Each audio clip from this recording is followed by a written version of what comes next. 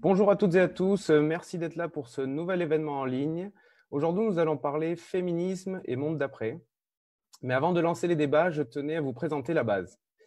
Alors, la base a été créée en mars 2019 avec pour objectif d'accélérer la mobilisation citoyenne pour le climat et la justice sociale. La base, c'est une communauté composée de 10 organisations et de milliers de personnes. C'est aussi un bâtiment situé au 31 rue Bichat. Dans l'enceinte de ce bâtiment, on retrouve les bureaux de ces 10 organisations, à côté de salles de réunion et d'espaces de coworking.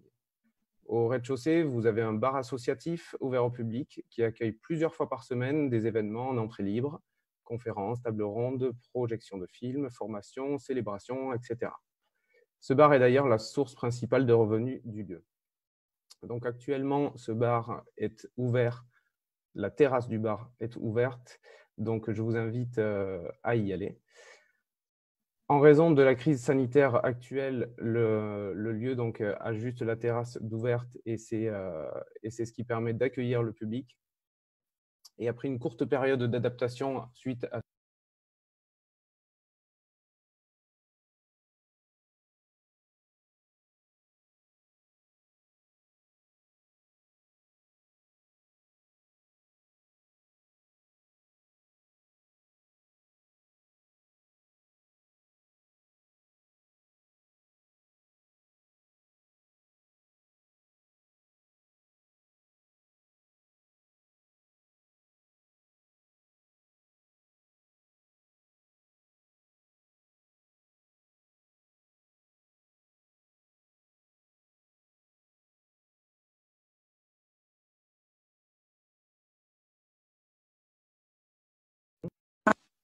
C'est bon.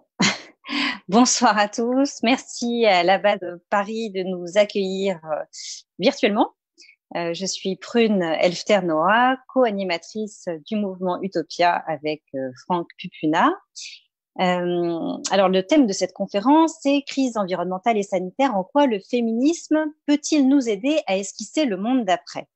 Alors on sait que l'épidémie de Covid-19 a entraîné l'assignation à résidence de la moitié de la population mondiale, l'arrêt forcé du système productif, la suspension des activités culturelles, éducatives, sportives. Et cet événement hors du commun a généré un certain nombre de réflexions sur le monde d'après. Chacun a vu évidemment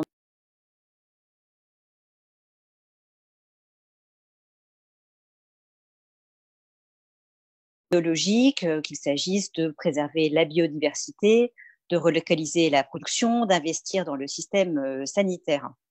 Mais indépendamment de ces réflexions multiples, on se rend compte aujourd'hui que le monde d'avant présente une résilience hors du commun et que loin de laisser transparaître la mutation inexorable d'un modèle à bout de souffle, les principaux traits de notre société élitiste, inégalitaire et patriarcale se maintiennent et se renforcent même chaque jour davantage.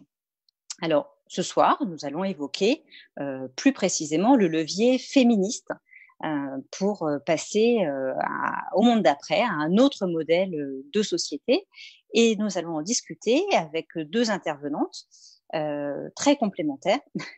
Fatima Ben Omar, qui est cofondatrice du collectif Les Effrontés, membre de Nous Toutes et également membre de la Fondation Copernic. Et puis Charlotte Marchandise, qui est une femme politique élue à Rennes depuis 2014, qui a été candidate aux élections présidentielles en 2017 via un système citoyen très innovant qui s'appelait maprimaire.org. Elle est également présidente du réseau français des villes santé de l'OMS depuis 2014 et puis coprésidente du Global Urban Air Pollution Observatory depuis 2017. Voilà, elles pourront se présenter un peu plus toutes les deux si elles le souhaitent. Alors le premier point qu'on voulait aborder, c'était la question des inégalités femmes-hommes révélées ou mises en évidence pendant le confinement. Alors, en préparant la rencontre de ce soir, je suis tombée sur un communiqué de la commission genre de l'association ATTAC, qui date du mois de janvier 2019, donc il y a déjà près d'un an et demi. Et en fait, repartant des revendications des Gilets jaunes, ce communiqué demandait un certain nombre de choses. Un SMIC net à 1 300 €, pas de retraite à points, pas de retraite en dessous de 1 200 € net pour une carrière complète, la fin des politiques d'austérité, une réforme de la fiscalité, le développement et l'amélioration des services publics, davantage de logements à loyer modéré, et puis une revalorisation des métiers à dominante féminine. Et en lisant ça, je me suis dit que finalement, il n'y avait pas tellement de... Je me suis interrogée sur la nouveauté qu'apportait la crise du Covid-19 sur les revendications féministes. Est-ce que la crise du Covid-19 a mis en évidence des inégalités femmes-hommes qui étaient jusque-là dissimulées? Est-ce qu'elle a créé de nouvelles inégalités?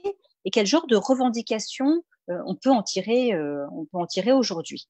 Alors, je vais d'abord donner la parole à Charlotte Marchandise, qui va nous parler de son point de vue, qui est celui d'une femme politique qui a dû devenir élue, être élue dans un monde essentiellement masculin. Donc, quelles sont les difficultés d'être une femme en politique et quelles sont les conséquences de ce système patriarcal en politique? Voilà. Charlotte.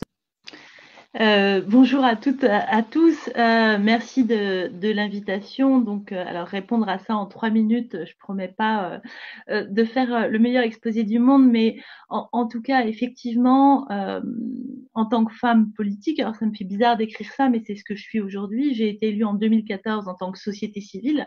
On est venu me chercher notamment parce que j'étais une femme. Et j'ai commencé par dire non. Et ça m'a interrogée sur moi-même, ma place, mon rapport au pouvoir, mon rapport aux politiques, et dire, mais tiens, pourquoi ta première réaction, c'est de dire non?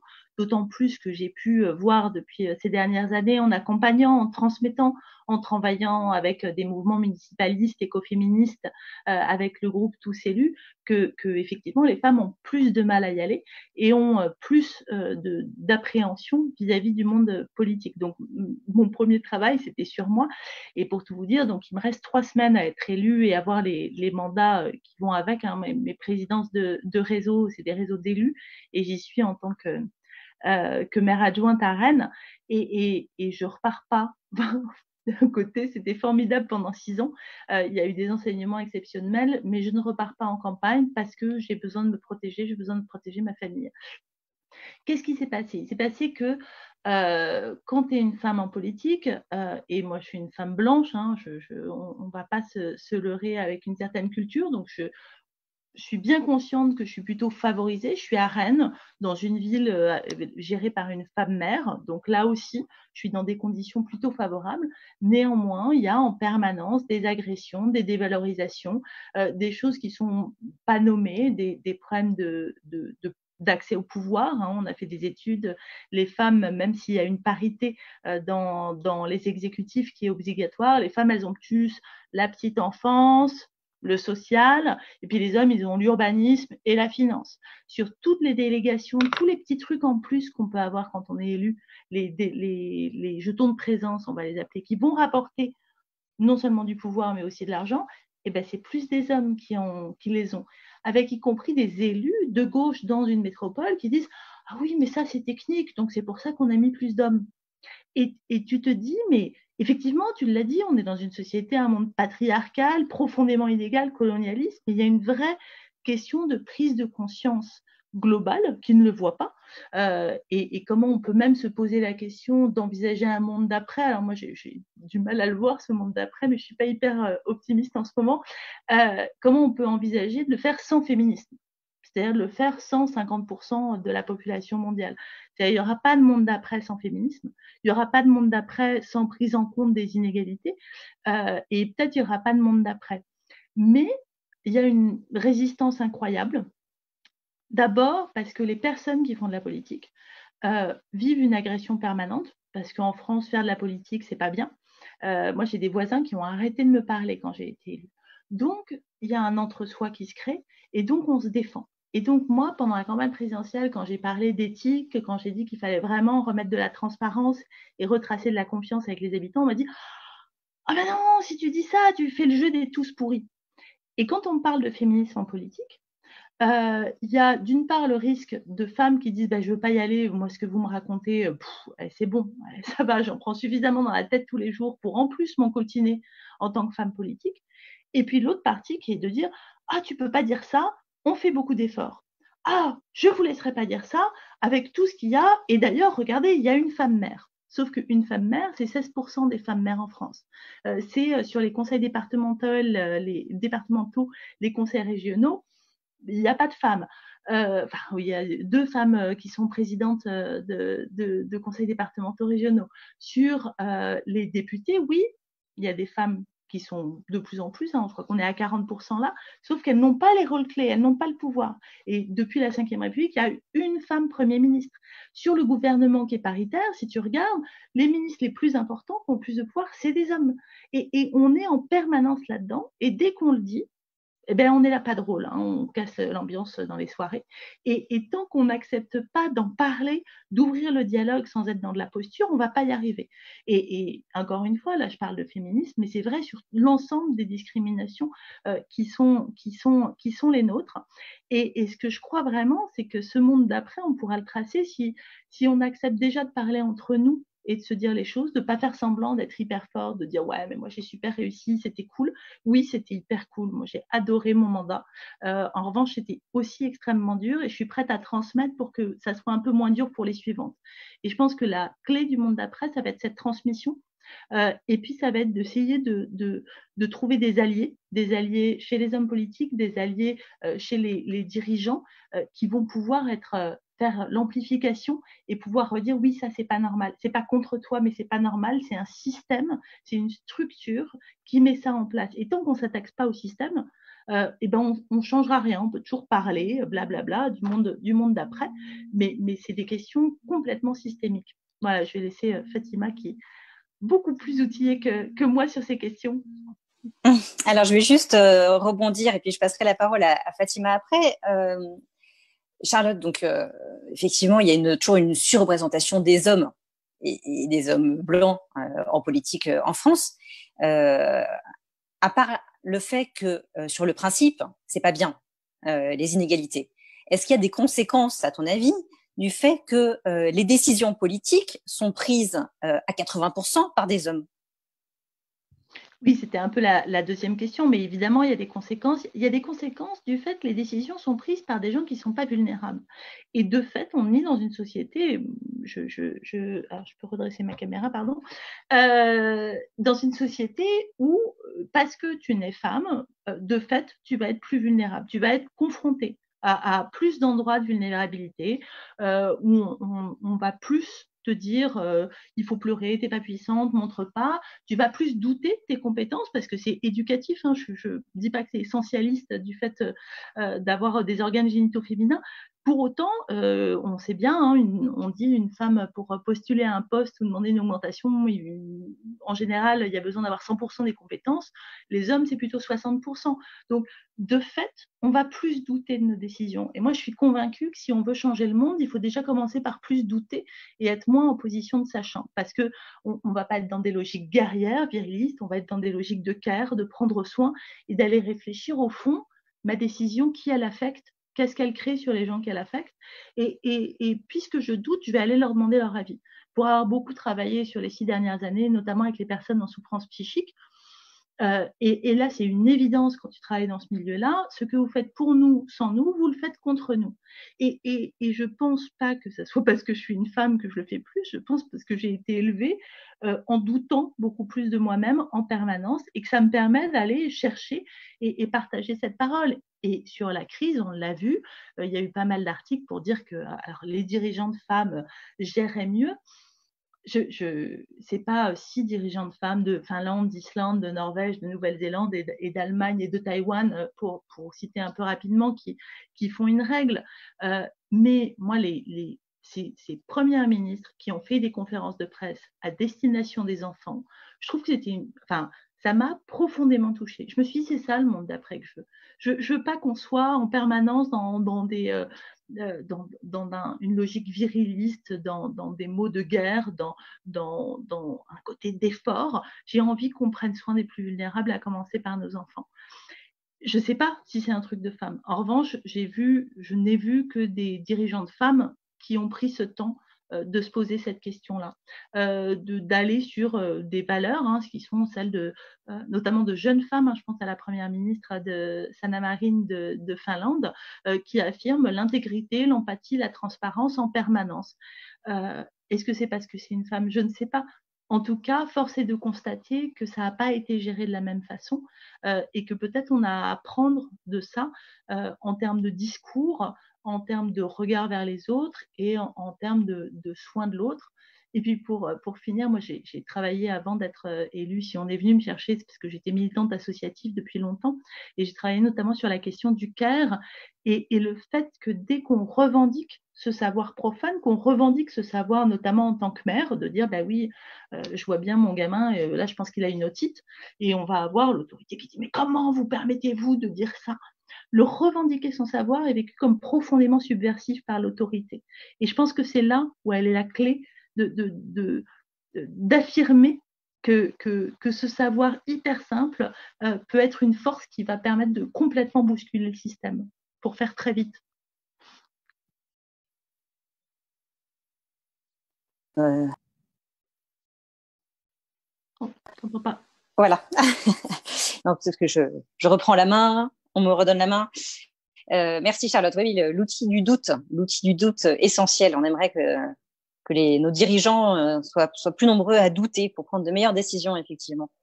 Fatima Ben Omar, je vais te donner la parole. Alors toi, tu as une position un peu différente. Tu n'es pas élue et tu n'es pas blanche. Qu'est-ce que ça change et quel est ton point de vue en tant que militante féministe?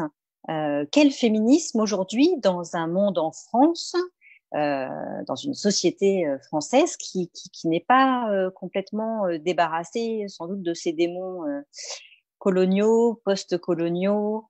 Voilà, est-ce qu'il y a une approche féministe particulière dans ce monde actuel néolibéral et pas toujours unanimement antiraciste? Merci pour votre invitation. Moi, effectivement, donc je suis féministe marxiste pour annoncer la couleur et mon positionnement. Et c'est vrai que moi, la théorie du monde d'après, j'ai été très très vite sceptique parce que de par la théorie marxiste, le capitalisme vit de ses crises et donc c'est inhérent à lui.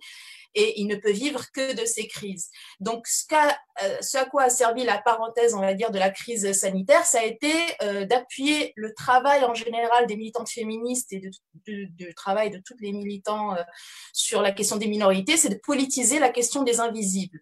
Alors, pour la question droit des femmes, ça va être le travail gratuit des femmes, le travail sous-payé des femmes, et de démasquer le système selon lequel ça va être ce travail sous-payé qui sert à, entre guillemets, faire briller le système capitaliste qui se met en vitrine parce que tous les matins, il est bien nettoyé, il est très beau, les gares sont très nettoyées, les bureaux sont nettoyés, les magasins le sont, tout ça parce qu'il y a des femmes racisées, enfin des personnes qui sont à l'intersection des rapports de domination de sexe, de race et de classe, donc souvent des femmes pauvres et racisées qui se sont levées très très tôt le matin pour venir nettoyer tout ça.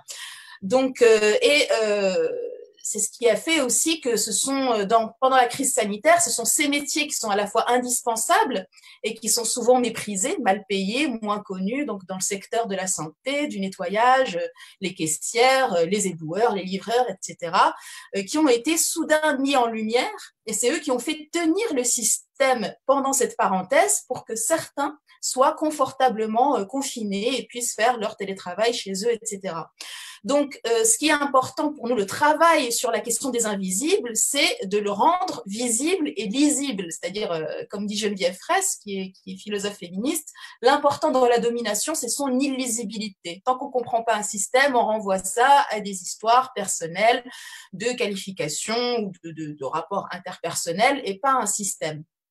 Donc, on est dans un système millénaire où les femmes s'occupent de la reproduction sociale, pas au sens de Bourdieu, hein, mais c'est-à-dire que ce sont elles qui fabriquent des travailleurs, qui les éduquent, et tout ça est renvoyé au cadre privé, donc au travail gratuit qu'elles font dans le cadre privé. Et on n'est pas dans un système économique mixte, soit ni sur la question du genre, ni sur la question de la race. Pour vous dire, en France, on a l'impression que les inégalités qui restent, ce sont des petites inégalités à la marge, des inégalités salariales, etc. Mais en fait, pas du tout. En France, la moitié des femmes sont cantonnées dans seulement 11 des 85 catégories socioprofessionnelles qui existent.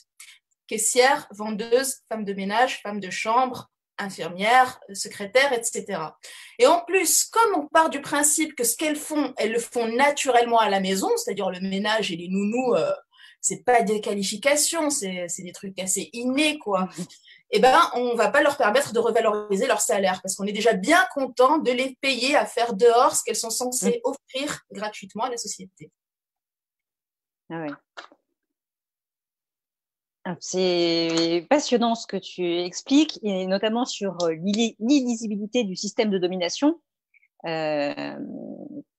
est rapproché en fait du déni. Pour certains, on peut interpréter ça comme une forme de déni. Pour ceux qui arrivent à lire le système de domination, c'est du déni. Mais pour beaucoup, c'est juste une incapacité à lire ce système de domination. Bref, je trouve très, très intéressant. Est-ce que tu pourrais revenir sur le rapport entre crise environnementale et féminisme, et sur la notion d'écoféminisme, le rapport entre voilà, parce que c'est une notion qui est un petit peu à la mode, entre guillemets. Est-ce que la lecture écoféministe apporte quelque chose sur le monde d'après? Bon, effectivement, en plus, comme les femmes sont très cantonnées à tout ce qui est secteur textile, etc., il y a plusieurs angles d'analyse, c'est-à-dire, d'une part, une critique du productivisme qui fait qu'on va, dans les pays du Nord, inciter les femmes, enfin, dans les classes sociales privilégiées, inciter les femmes à changer de garde-robe plusieurs fois par an, et ce travail repose sur des travailleuses, surtout des femmes très jeunes au Bangladesh, qui en plus sont mises dans des situations souvent très dangereuses, voire mortelles, si on pense au Rana Plaza. Donc, il y a une critique à faire sur le productivisme, sur la question de la justice climatique, c'est-à-dire qu'on sait très bien que quand il y a des degrés qui montent dans une certaine région et qu'elles se désertifient, bah, ce sont des femmes et souvent des filles déscolarisées qui vont abattre plusieurs kilomètres de plus pour aller chercher l'eau. Il y a la question de la production alimentaire, c'est-à-dire que c'est souvent les femmes qui sont dans toute la chaîne de production alimentaire, qui vont s'occuper de la semence, de la récolte, de la vente, de l'entretien des aliments dans le foyer, etc. Et pourtant, on devrait dire à ce moment-là que ce sont elles qui doivent maîtriser la chaîne de production alimentaire. En fait, pas du tout. Ce sont des hommes et surtout des multinationales. Donc, il y a plein de choses. Et puis, il y a la question de l'appropriation. C'est-à-dire que souvent il y a un rapport de l'humain à la nature qui peut se transposer du rapport de l'homme à la femme, c'est-à-dire des biens de reproduction qu'on s'approprie, et on va dire les femmes souvent elles sont échangées, voilà, je te donne ma sœur, tu me donnes ta sœur en mariage, on les prend comme des capacités fécondes et en gros on plante ce qu'on veut dedans et voilà, elles n'ont pas le choix du nombre d'enfants qu'elles auront, de la temporalité pour les avoir, et il y a ce rapport d'appropriation et de destruction qui est fait sur des êtres humains, même chose pour le colonialisme, comme on le fait à la nature. Et ce qui est intéressant pour moi, à mon avis, en tant que, puisque vous m'avez tout à l'heure posé la question sur quel féminisme et quel féminisme décolonial, c'est que dans un contexte de mondialisation néolibérale, et donc productiviste, et aussi qui va détruire la planète, etc., les féministes doivent s'intéresser aux théories critiques du capitalisme et du néocolonialisme. C'est pour ça qu'il y a cette méthodologie intersectionnelle que je défends pour ma part, pour comprendre toutes les formes de domination, de classe, de genre, de race, etc., et rester conscient de ce qui se joue politiquement contre les droits des femmes, et aussi au nom des droits des femmes. Parce que c'est au nom des droits des femmes qu'en général, on met en place des dispositifs répressifs contre le harcèlement de rue. Allez hop, on va te mettre des caméras de surveillance partout.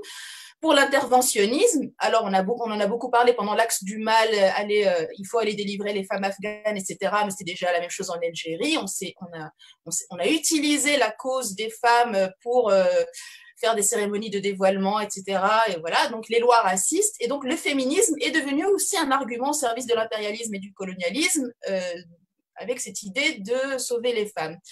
Et par rapport à la question de l'appropriation, sans vouloir trop m'étendre, mais en tout cas, je vous conseille beaucoup les travaux de Colette Guillaumin, qui est une féministe marxiste et qui a mis en avant la question de l'exploitation de la force de travail, donc l'exploitation de classe, et l'appropriation des corps productifs. Et c'est là qu'on retrouve les rapports sociaux de sexe et de race. C'est-à-dire, pour vous la faire rapidement, pour les orthodoxes du marxisme, donc il y a deux classes sociales. La bourgeoisie, elle détient les moyens de production. Le prolétariat, il n'a que sa force de travail à vendre. En général, on se débarrassait un peu de la question du féminisme en disant mais les femmes, c'est les prolétaires des prolétaires.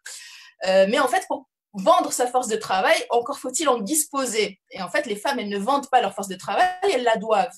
Et donc, Guillaumin a beaucoup travaillé d'abord sur la question du racisme, c'est-à-dire l'appropriation des esclaves dans les plantations coloniales du XVIIIe siècle. Et puis, elle a travaillé sur le sexisme et ce qu'implique le contrat de mariage et l'appropriation des femmes. Et ces travaux ont beaucoup dénaturalisé justement la race. Donc, la race, c'est une construction sociale pour légitimer un moyen de production, et naturaliser le sexe, c'est-à-dire qu'on a créé le sexe, une construction sociale, pour légitimer la division sexuelle du travail et admettre qu'il y a une classe, donc la classe des femmes, qui doit s'occuper de ce travail de par une naturalisation qui ne tient pas du tout la route d'un point de vue biologique. Merci. Et merci pour cette référence, c'est passionnant. Alors, je rebondis, je pense que je connais la réponse à cette question, Fatima, dont je vais la poser à Charlotte. Charlotte, est-ce qu'on peut parler d'un féminisme? Enfin, est-ce qu'on peut mettre un sens conceptuel derrière le terme féminisme aujourd'hui? Je m'explique, quand il y a une partie du courant féministe en France aujourd'hui qui considère que le modèle universaliste à la française exclut qu'on puisse racialiser, entre guillemets, le combat, la lutte pour l'égalité entre les femmes et les hommes. Il y a une opposition entre l'intersectionnalité que vient d'expliquer Fatima et puis ce féminisme qui est colorblind, donc aveugle au fait qu'il y ait des personnes qui sont aujourd'hui racialisées. C'est un petit peu la même chose pour le concept d'écologie. On voit bien que certains prônent une écologie qui serait compatible avec le capitalisme actuel, et d'autres qui expliquent qu'il faut absolument, une approche écologique implique de changer de système et d'en finir avec le modèle néolibéral.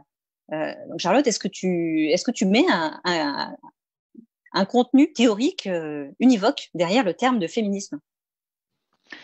Alors non, en fait, moi je suis pas et je me permets pas, je suis pas assez outillée sur les questions théoriques et c'est pas mon propos là-dessus. Moi, ce qui m'a interrogée ces dernières années, c'est la question de la démocratie et c'est la question de la prise de décision en politique et du rapport au pouvoir. Donc je rejoins tout ce que dit Fatima. J'ai commencé par dire que effectivement je suis une femme mais je suis blanche et que j'ai complètement conscience de mes privilèges. En plus, moi, je travaille, je suis consultante parce que je voulais pas que la politique soit un métier et j'ai travaillé notamment cette dernière année en Iran et au Burundi.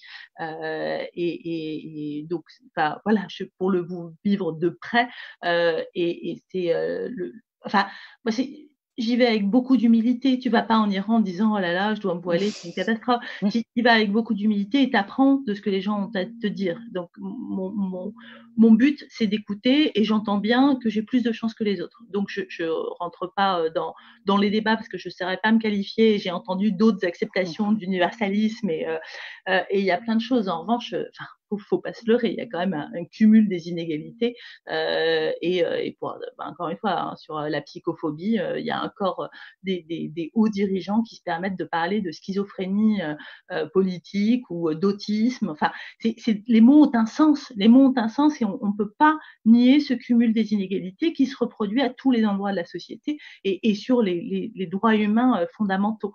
Je pense aussi et il y avait quelqu'un qui parlait là par rapport au racisme et je suis absolument désolée, j'ai oublié son nom, si vous le dites, n'hésitez pas à m'interrompre. Cette femme qui disait, en fait, c'est pas un white privilege, c'est juste les droits humains fondamentaux auxquels les Blancs ont accès et que les personnes racisées ont moins accès. Et plutôt que de parler de privilège, il faudrait dire c'est la base et il faut que tout le monde ait accès à cette base-là. Donc, je suis plutôt là-dessus. En revanche, ce qui est certain, c'est que quand tu n'as pas le vécu, et on est encore sur cette question des puissants et de la domination, quand tu n'as pas le vécu de la domination, quelle qu'elle soit, il y a une vraie incompréhension et une lutte, c'est-à-dire de dire non, ça n'existe pas, qui est sur les violences conjugales, hein, qui était le sujet sur lequel tu lançais. Bah, pourquoi elle reste? Fallait partir. C'est-à-dire, c'est être complètement déconnecté de la réalité, c'est jamais avoir accompagné une femme victime de violence à un commissariat pour pouvoir imaginer que c'est aussi simple que ça. Et cette question du vécu, c'est sidérant. Cette question de dire tu traverses la rue, tu trouves un boulot, mais putain, t'es jamais allé à Pôle emploi.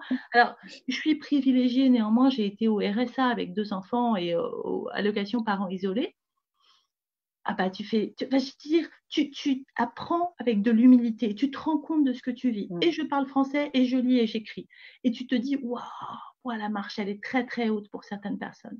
Et donc toute mon action, ça a été plutôt de voir, moi, est-ce que je peux orienter les actions que je fais, les moyens que j'ai en tant qu'élu, à destination de ces personnes-là. Comment je fais pour dire qu'à chaque fois que je prends une décision, je vais faire attention non seulement à ce qu'elle aggrave pas les inégalités, mais qu'en plus qu'elle les diminue. Et pour ça, je dois aller voir les personnes qui les vivent. Mais on vit dans un monde où, tu vois, sur le vélo, on va nous dire, ouais, le vélo, c'est super, etc. Le vélo, c'est un truc d'homme blanc cadre. Faut arrêter. Il y a plein de gens qui ne savent pas faire de vélo, mais je siégeais au Conseil national de l'air. Les gens disaient, oh, ma marchandise, oh, ça va. Et c'est un peu à chaque fois que tu vas pointer ces questions d'inégalité pour les femmes, mais pour toutes les personnes qui vivent ces inégalités, on va dire, ouais, faut pas exagérer. Et je crois que le problème, il est surtout sur... j'ai pas envie il y a des gens qui le font beaucoup mieux que moi en plus, de passer du temps à débattre entre nous. J'ai envie d'aller, qu'on aille tous ensemble. Alors, c'est mon côté bisounours, on me l'a dit, mais plutôt aller chercher vraiment le problème qui est le système patriarcal et capitaliste, évidemment. Et avec beaucoup d'humilité aussi, hein, j'entends que c'est très important ce débat-là à plein de niveaux. Je suis pas outillée pour le dire, et je pense que c'est important qu'on puisse aussi se dire que tout le monde. Moi, j'ai eu très honte de rentrer en politique pendant une période parce que j'avais pas les clés de lecture. Parce que j'avais pas les clés de lecture marxistes, j'avais pas les clés de lecture sociologiques, et je suis allée les chercher pour pouvoir me sentir moins une imposteur dans le monde politique.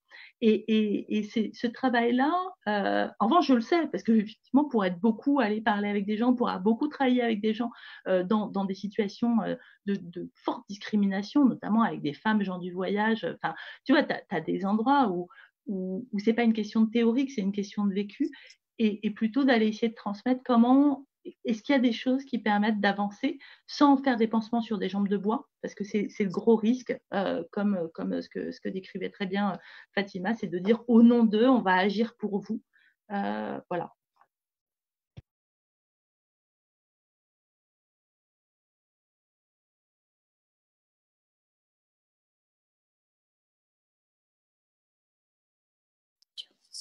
Voilà. Désolée pour le petit décalage.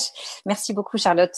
Oui, non, mais tu en parles très bien. Il y a des gens qui sont des théoriciens, des théoriciennes de la question de l'intersectionnalité, mais en fait, c'est vraiment reconnaître le cumul d'inégalités et partir de l'expérience et du vécu des gens. Donc, non, c'est très bien résumé. Alors, tu as introduit un peu la question des violences.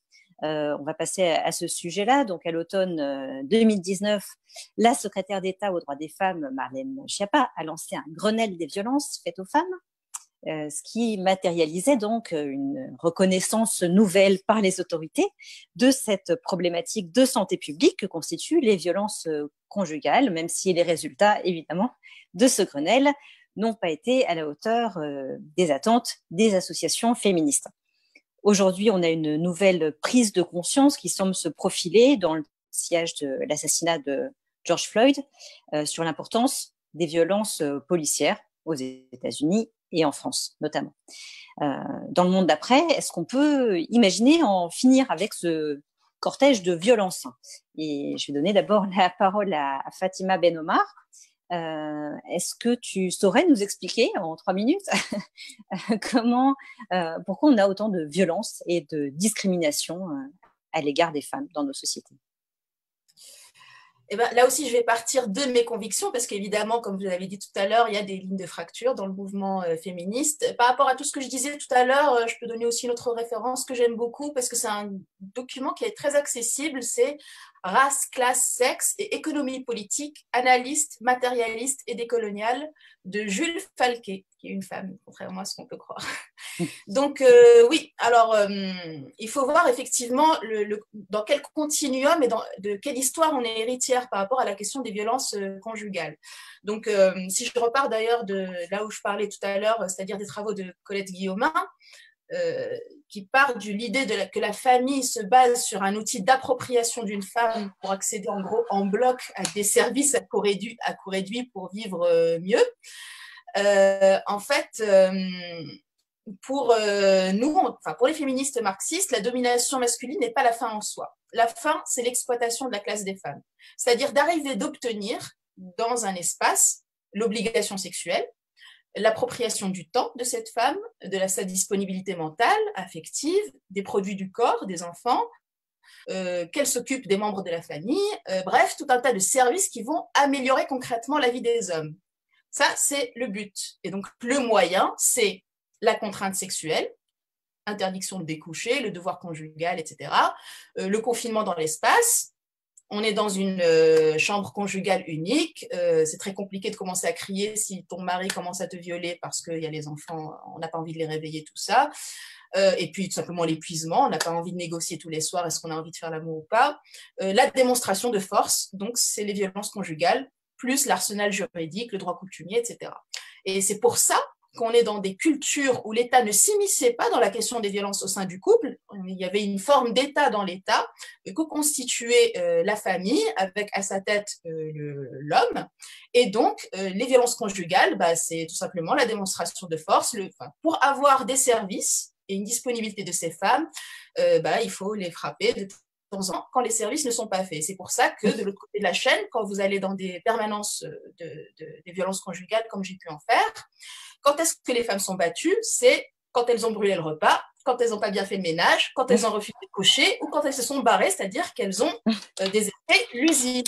Donc, les violences conjugales sont structurelles et sont inhérentes à un système qui part de ce qu'on appelle avec le langage libéral le non-partage des tâches ménagères, qu'on renvoie là aussi à une négociation interpersonnelle derrière les portes, alors qu'en fait, c'est structurel. C'est la base même de ce système est née de là. D'accord. Merci. Ça, c'est effectivement, ça permet de structurer un peu le débat. C'est vrai que l'analyse marxiste donne un certain nombre de clés pour lire les violences conjugales. Charlotte Marchandise, est-ce que toi tu penses que le fait que ce soit principalement des hommes qui prennent les décisions en France explique le fait que pendant tant d'années on ne se soit pas occupé vraiment du bout des lèvres des violences conjugales qui sont un problème absolument majeur en France? D'une part, oui, évidemment, parce que dans une culture où effectivement une culture psychanalytique aussi, une culture comment dire, d'une vraie tolérance au côté c'est un peu sexy, c'est un peu glamour, une culture du cinéma, je veux dire les derniers prix cinématographiques à Polanski et le fait que 2 femmes qui soient sorties de la salle. Enfin, je veux dire, on est dans quelque chose de tellement énorme. Je ne suis pas sûre que ça soit que la décision politique qui soit en cause là. C'est toute une culture sociétale qui est perpétuée tout le temps à tous les niveaux, répétée. Et on parle de post-vérité aujourd'hui, notamment par rapport à Trump, mais pas que. Mais le fait que quand on entend la même chose encore et encore, tu finis par le croire. Et les femmes victimes de violences, les associations ont quand même pas la parole. Et faire un Grenelle alors que les associations travaillent depuis tellement longtemps et ont les solutions, c'était sidérant. Et donc, c'est pas que politique, c'est entièrement la société. Moi, je suis devenue féministe quand, à 19 ans, j'ai eu la chance de partir vivre à San Francisco. Et je suis arrivée vraiment c'est pas très valorisé, mais je pense que j'étais une petite conne à plein d'endroits dans ma façon de penser, dans une espèce de supériorité parisienne, de c'est comme ça va. C'était tout le début où il commençait à dire il faut le consentement à chaque étape de l'acte sexuel. Et moi, j'étais vraiment convaincue et j'ai été élevée dans le fait que c'est bon. Enfin, tu vois, ça va. T'as dit oui au début, c'est bon, tu peux aller jusqu'au bout. Et là, je me suis pris le grosse claque dans la figure du retour en disant alors ok, en fait c'était pas du tout ok ce que j'ai vécu et c'est pas du tout ok ce que j'ai vécu depuis très jeune en fait. Et si j'avais pas eu cette rencontre là et ces femmes et ces hommes d'ailleurs hein, qui ont tu vois qui ont accompagné mon chemin, mais j'aurais pas compris parce qu'il a fallu que je me décentre pour comprendre ça. Et je pense aussi hein, que par rapport à toutes ces questions, tant qu'on ne s'est pas décentré, on reste dans un monde et dans un entre-soi. Et je pense, alors on peut parler de la prise de décision politique, et que si tu as de l'humilité et si tu vas prendre la décision par et pour les gens qui sont concernés, déjà tu vas faire moins de conneries. Mais tant que tu t'es pas décentré, et même des gens qui ont la théorie, hein, et moi j'en ai connu des copains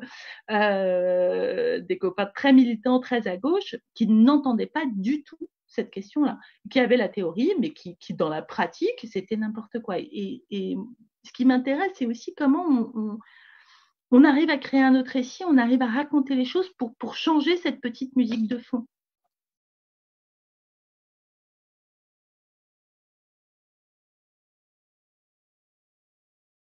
Oh Dieu, oui.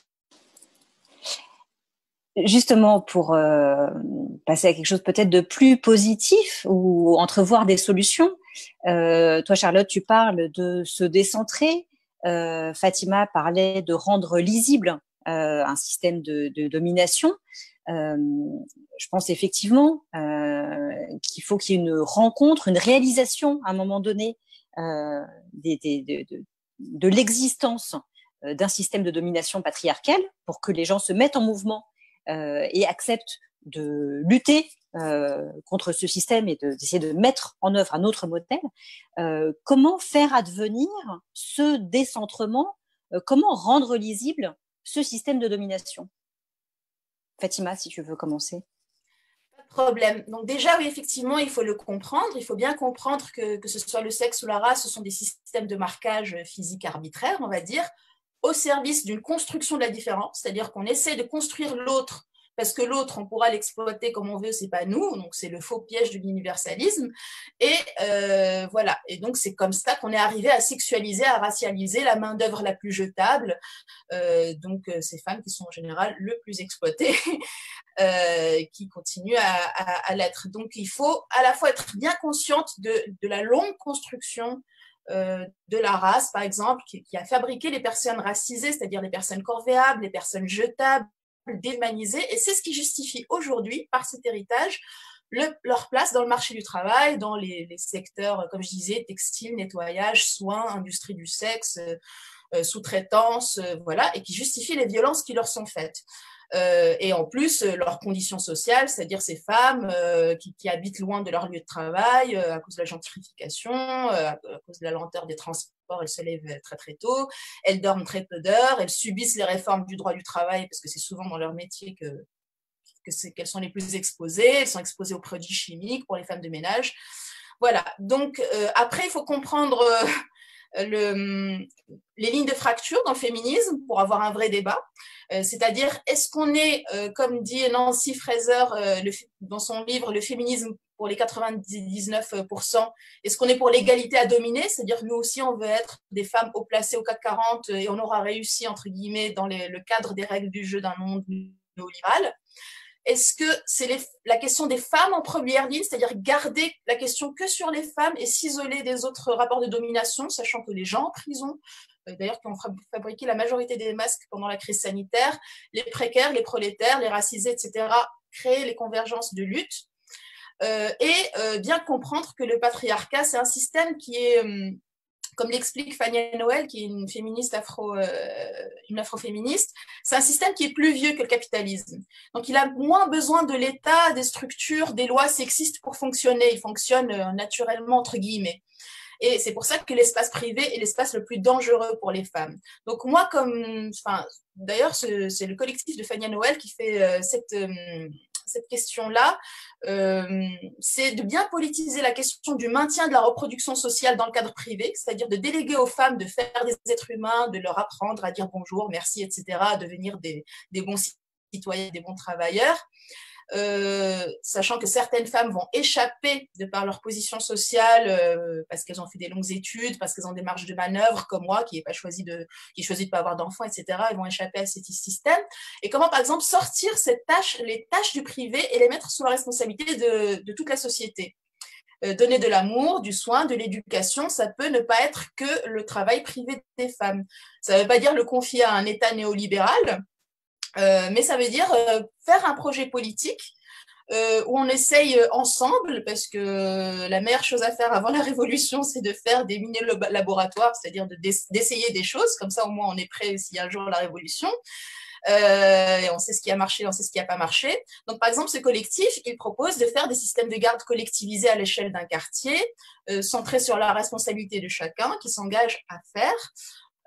Et ne pas renvoyer les femmes à être seules face à leurs enfants, ou à négocier avec leurs hommes de partager les tâches, parce que c'est toujours les femmes qui auront le plus de marge de manœuvre financière, ou parce qu'elles ont le support émotionnel, ou parce qu'elles ont le capital symbolique, ou parce qu'elles ont une famille sympa, bienveillante, qui pourront négocier ou se barrer si elles en ont les ressources, et ça restera marginal. Mais par contre, si tout un système prend en charge, il n'y a plus à négocier. Et c'est par principe que c'est une responsabilité collective. Et on dépasse l'antagonisme, la femme au foyer et la femme au travail, qui est celle qu'il faut sauver. Est-ce qu'il faut la sauver du patriarcat et l'envoyer à l'usine, ou est-ce qu'il faut la sauver du capitalisme et l'envoyer à la maison? Et t'avais qu'à choisir un meilleur mec, t'aurais mieux fait le ménage, etc.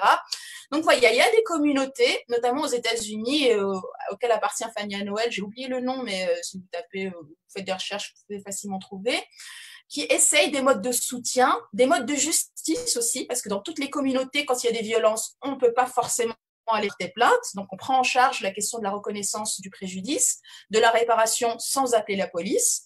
Et on essaie de comprendre ce qui a rendu possible une violence et dans tel système pour l'améliorer.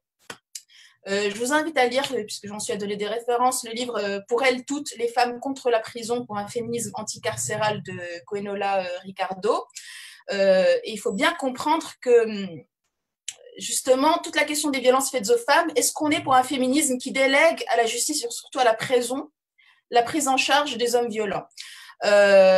D'une part, parce que porter plainte, ça reste un privilège. Il faut avoir ses papiers, il faut être une femme cis, il faut pas avoir peur d'aller pousser la porte d'un commissariat. Et ne pas porter plainte, c'est aussi un privilège quelque part. C'est-à-dire que quand on s'est fait agresser, mais qu'on a des supports émotionnels, qu'on peut mettre du sens politique à ce qui nous est arrivé. Voilà, moi, j'ai été agressée sexuellement, mais je sais que c'est dû au patriarcat, je sais que c'est pas un hasard. C'est pas la même chose que quand une pauvre femme, tout lui tombe dessus. Moi, par exemple, je ne porte plus plainte pour les agressions sexuelles parce que je sais d'où ça vient. Donc, je peux trouver en moi les ressources émotionnelles pour donner du sens à ce qui s'est passé et passer à autre chose. Ce qui n'est pas le cas de toutes les femmes. Donc, je pense que c'est sur ces questions et c'est sur ces laboratoires qu'il faut commencer à travailler tant que la révolution n'est pas faite et qu'on a encore un peu de temps.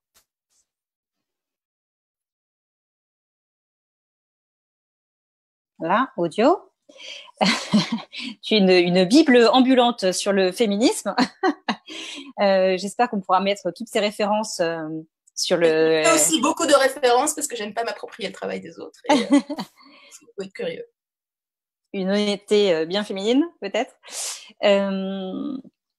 Pour finir, et toujours sur une note positive sur les solutions, donc je disais en introduction qu'on avait beaucoup parlé, enfin certains qui semblaient avoir les deux pieds et les deux mains dans le capitalisme financier néolibéral, etc. Quand la crise du Covid-19 est arrivée, se sont mis à rêver d'un monde d'après.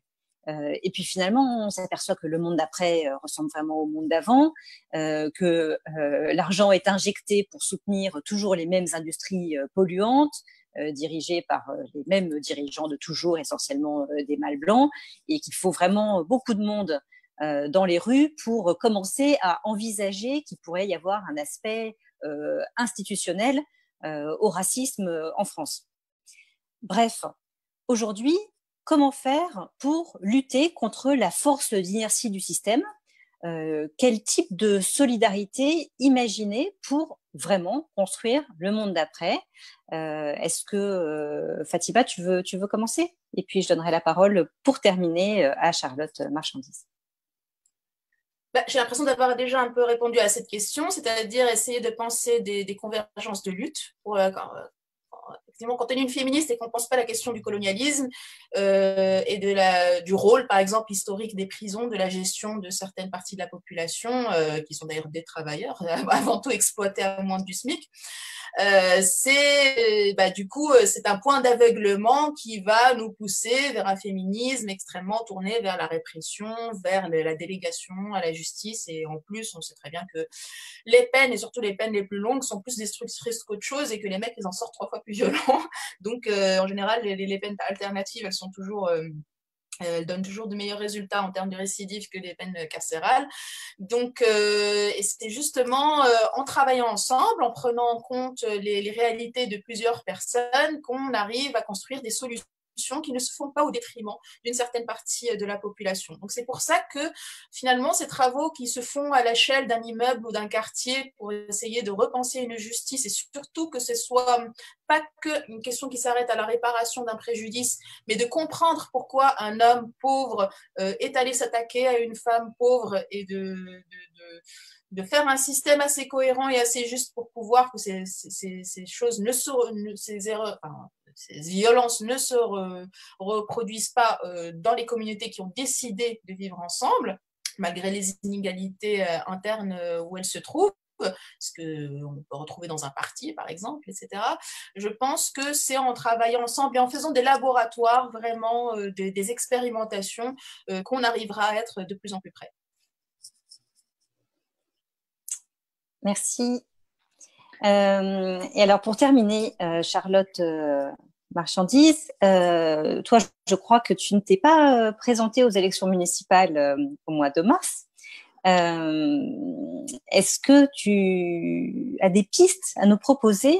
Est-ce que les femmes doivent créer des formes de solidarité spécifiques pour imaginer le monde d'après, et notamment les femmes en politique? Parce que tu disais que tu n'étais pas très optimiste en ce moment. Alors, avec ton expérience de 6 ans donc, en tant qu'élue, qu'est-ce que tu nous proposes?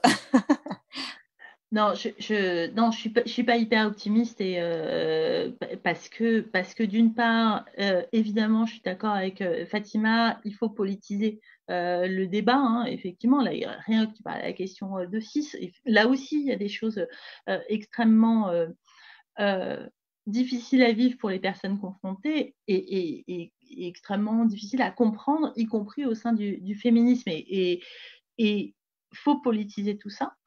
Faut politiser radicalement, c'est-à-dire faut radicalement pointer tout ce qui va pas, parce que tu parlais des femmes en prison. Moi, j'avais monté un projet il y a quelques années pour l'accompagnement des mères en prison, et on allait voir l'administration carcérale qui nous a dit ouais, c'est bien, mais vous voulez pas travailler sur les pères. Et tout avant, ils nous avaient expliqué à quel point les femmes, elles avaient plus des cours de cuisine et de couture, et les mecs, ils avaient informatique. Enfin, et c'est-à-dire, c'est en permanence, il faut toujours remettre. Et quand tu radicalises, quand on parle à chaque fois, c'est assez insupportable pour les gens. Quand tu parles du fait qu'à l'école, on va plus donner la parole aux petits garçons qu'aux petites filles, les enseignants vont dire mais pas du tout, moi je fais pas ça. parce qu'il y a un côté personnel, il n'y a pas un côté systémique. Et donc, c'est insupportable d'entendre qu'on contribue à ce système. Et moi, j'ai un smartphone, j'y contribue, parce que quand j'ai un smartphone, ben, ça veut dire qu'il y a des gamins en République démocratique du Congo qui sont exploités pour trouver les minerais dont il y a besoin. Et on est tous co-responsables. Et donc, il faut politiser ça. Et en même temps, les gens n'ont pas très envie d'entendre ça. Et puis le mot politique fait peur. On a des décennies d'hommes et de femmes politiques, hein, parce que les femmes n'ont pas forcément été en reste pour celles qui ont été au pouvoir, qui ont peu à peu, graduellement, complètement effrité la confiance, en tout cas dans la politique nationale, où on a accepté, il y a là un maire en Bretagne, le Parti socialiste l'a réinvesti alors qu'il est mis en examen. Tu peux plus, faut arrêter de se foutre de la gueule des gens, c'est pas possible. Et donc, quand tu dis politiser, les gens partent en courant. Donc, comment on remet quelque chose d'un peu collectif, d'un peu commun au mot politique? Et moi, je crois beaucoup au municipalisme libertaire, hein, notamment Murray Bookchin. Si on cite les personnes il y en aurait beaucoup à citer, il y a une minute. Et effectivement, créer des laboratoires localement, créer des solutions localement, mais se donner le moyen au niveau national et au niveau international de partager. Parce que c'est insupportable de dire qu'on a fait, et c'est pour ça que je suis présidente de réseau, que j'ai pu faire des petites avancées et essayer d'améliorer la vie des gens sur la délégation qui m'était confiée à la ville de Rennes, et de se dire qu'il y a des villes qui ont quand même vachement moins d'argent, vachement moins de moyens et qui ne peuvent pas faire ça. Donc il faut qu'on mette en commun. Et je pense que c'est extrêmement politique de dire, ben, j'ai eu des réussites, comment j'ai pu le faire et comment je vous transmets ça. Et puis, comment, quand il y a des femmes qui ont une réussite, je ne me l'approprie pas, effectivement, je cite, et puis surtout, j'amplifie leur voix et je fais en sorte que l'égalité, elle ne soit pas que au niveau du quartier, et on essaye de la mettre aussi au niveau planétaire, parce que je ne peux pas continuer à faire mon éco-village et vivre dans une yourte sans jamais penser aux autres continents. Enfin, en tout cas, pour moi, ce n'est pas possible. Merci beaucoup à toutes les deux. C'était court, mais c'était vraiment riche. On se trouve devant deux apories qu'il va falloir, pour lesquelles il faudra trouver une solution si on veut avancer, je pense, parce que il faut politiser les sujets et en même temps, il y a une très, très grande défiance envers les politiques. Il faut rendre lisible le système de domination patriarcale et le système de domination vis-à-vis des personnes racisées. Et en même temps, c'est insupportable pour les gens, parce que quand on en parle, ils prennent ça de façon très personnelle et sont dans une forme de déni par rapport à l'aspect systémique de cette domination. Mais finalement, vous arrivez toutes les deux avec des propositions qui sont un petit peu convergentes, dans le sens où Fatima Ben Omar propose des expérimentations pour, à petite échelle, mettre les luttes en commun pour avancer. Et puis Charlotte Marchandise insiste sur la nécessité de transmettre aux jeunes générations et de mettre en commun les expériences positives au niveau international. Donc, on a quand même une petite lucarne d'espoir, mais on voit que le chemin sera encore long. Mais grâce à vous et grâce au travail d'associations comme La Base, je pense qu'on tient le bon bout quand même. Donc, merci beaucoup à toutes les deux et je repasse la parole à La Base. Bien, nous voilà arrivés à la fin de cet événement. Merci de l'avoir suivi. Je tenais à remercier tout particulièrement Charlotte Marchandise, Fatima Ben Omar et Prunelfter Noah, ainsi que le mouvement Utopia. Cette vidéo restera disponible sur notre page Facebook. Elle sera visionnable, donc n'hésitez pas à la partager et à participer à prix libre si ce n'est pas déjà fait. Je vous donne rendez-vous le 17 juin à 19 h pour le prochain live qui traitera de la controverse de la 5G. D'ici là, bonne soirée à tous.